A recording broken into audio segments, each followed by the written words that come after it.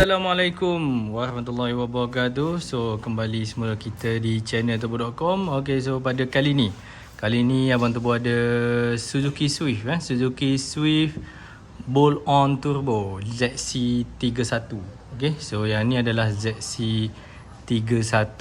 Memang dia punya ni memang Suzuki Swift Sport. Okay, so Suzuki Swift Sport ni adalah Suzuki 1.6 engine dia 1.6, tapi dalam keadaan engine ni NA lah. Tapi owner ni beli dah tebur, lepas tu dia buat balik. Tebur ni kit datang adalah kit G-ready.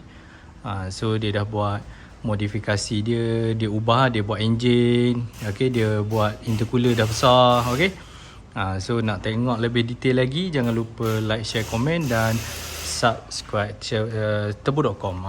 Okay, so buka engine, kita tengok engine. Kita tengok luaran dulu. Besar, dia besar 16 ke 17 ni. Dia punya ni saiz 16. Okay, ZC31. Kalau 32 dia panjang sikit. Boleh google je. Okay, so ni ada oil cooler, intercooler pun dah besar. Okay, ni datang kit G-ready lah. Okay, engine ni piston, dia tukar piston B-seat. Dia tukar piston B-seat, turbo injector Subaru 600, turbo G-ready punya, turbo smart, Westgate, Westgate 40mm.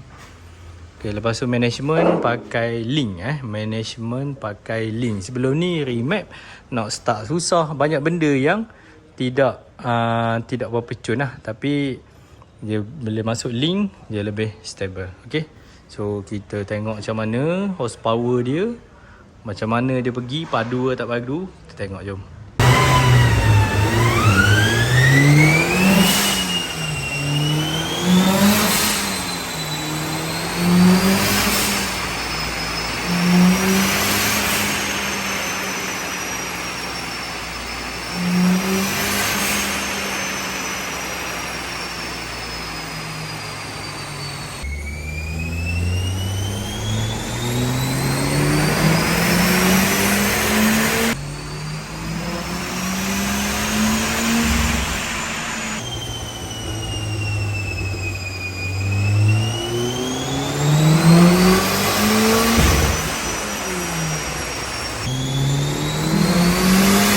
Alhamdulillah geng, nampak tu 0.5 bar 176 horsepower geng.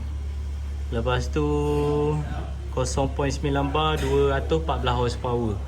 Torque dia 256. Dia punya power hujung. Cuma kat turbo ni lag lah. Turbo ni lag. G-ready ni dia pakai turbo untuk Altiza 2.0 pun turbo yang sama. Untuk Suzuki 1.6 pun dia turbo yang sama.